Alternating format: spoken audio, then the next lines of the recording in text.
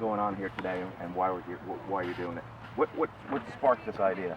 Well, 2.5 years ago, my World War II hero grandfather was dying, and so I was on a race to find out what his heritage was, and so I spent a lot of time interviewing him and researching his family so I could share with him before he died where he came from, and he really didn't know much, and so I was able to share with him amazing stories of where he comes from, who his people were.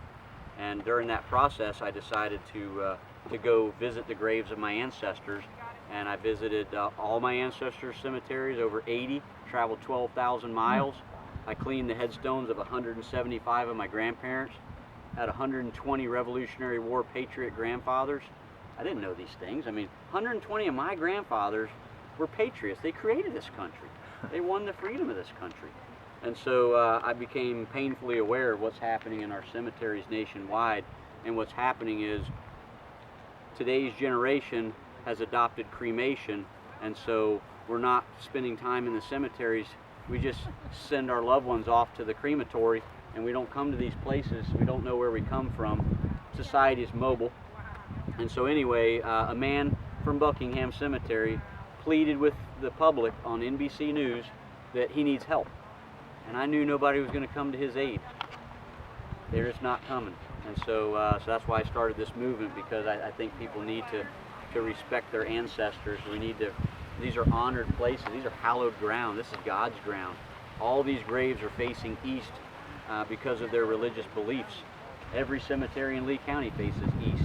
Every cemetery in the south faces east. I haven't gotten to the cemeteries up north yet, but I would bet they probably face east also. So I started this movement to save all the old cemeteries in Lee County, to provide help to these. These are old people taking care of these cemeteries. They're the last line of defense. And when they pass away, there's nobody wants to take on the liability of a cemetery. So the grass grows, the trees grow, the shrubs grow, and it turns back into nature, turns into a forest. I've seen it. It's horrible. If your ancestors are in there, you'll never find them. And so before that happens, I think in the next 10 years, we have to save the financial problem, the funding problem, and because these people are going to pass away. These are fine people, but where's the next generation? So anyway, I came to this cemetery because this is a segregated community not too many years ago. And so African Americans were buried separately from white Americans. Seems ludicrous to us now, but that's how it was. So I came here just to see what can I do for an African American cemetery, and I found this. I found these headstones, these veteran headstones covered in black algae, and I thought, wow, that's my thing. If I can get the veteran stones clean, I can get the rest of them clean. Let's start with the veterans. And so I called the city of Fort Myers, and the answer was no, because that's against their policy. They don't have any policy to allow anyone to clean headstones. And so I said, well, let's change the policy, and they really weren't too receptive of that idea, because most everybody who had asked before just went away. But I'm not like your average bear. I don't go away. And so I worked with the mayor, and I worked with the American Legion and the city manager, and we finally reached agreement to let me clean these stones for Veterans Day. And here we are, Veterans Day weekend, and it's glorious. These men deserve to be honored, and their headstones should be white like they belong in Arlington, and that's what we're going to do. And you became a member too, huh? What's that? You became a member also. I became a member of American Legion. I did. I became a member of AMVETS. I'm meeting all these new friends. So anyway, that's why I'm here, is to honor all these veterans, because these veterans are going away. World War I, they're all gone. Korea, all gone. World War II, almost all gone. Korea War, they're almost all gone. I know guys in their 90s that fought in Korea. Vietnam vets are getting older and passing away. So we didn't have another large buildup of troops after Vietnam. So we're now on a very low number of veterans, military enlistees. So a few years from now, our veteran ranks are going to be very small as a percentage of the population.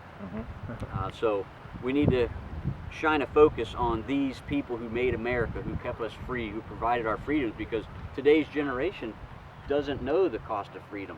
They don't know the sacrifice. Their daddy wasn't killed on the battlefield in World War II. Their grandfather wasn't killed in World War II or Vietnam. So I want people to get their hands on these stones, slow down, spend an hour working on one of these stones, get to know the man whose name is on this stone, learn his story, and you'll have a new appreciation for the United States of America. And so now I've been successful with these cemeteries, so I'm calling on the President of the United States. I'm talking to Donald Trump. I want an executive order to the Veterans Administration creating a protocol for any volunteer that follows the protocol to clean these veteran headstones, and I want these veteran headstones all across America cleaned by Memorial Day. We've got 6 months to organize and get this done. It's a really easy process. A product called D2. That's what they use in the national cemeteries. You squirt it on the stone. You scrub it with a bathtub scrub brush and you rinse it with water. That's it. There should be no rule against that. These stones are provided by the federal government, paid for by the taxpayers and a grateful nation. These are not private headstones. So these headstones need to be cleaned by Memorial Day. Every one of them. So there's passionate people out there, patriotic people that will do this. Look around here. Look at all these people clean these stones. Let's get the word out. Let's make this important, and I think we can increase our level of patriotism in America. Great.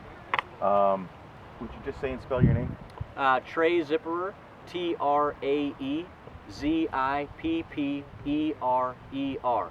I'm a 9th generation Floridian. My first grandfather crossed over into the new territory in 1822. Florida became a territory of the United States 1821. Wow. So you can't be a Floridian much longer than I am. So these men are Floridians as well. They can't clean their own headstone.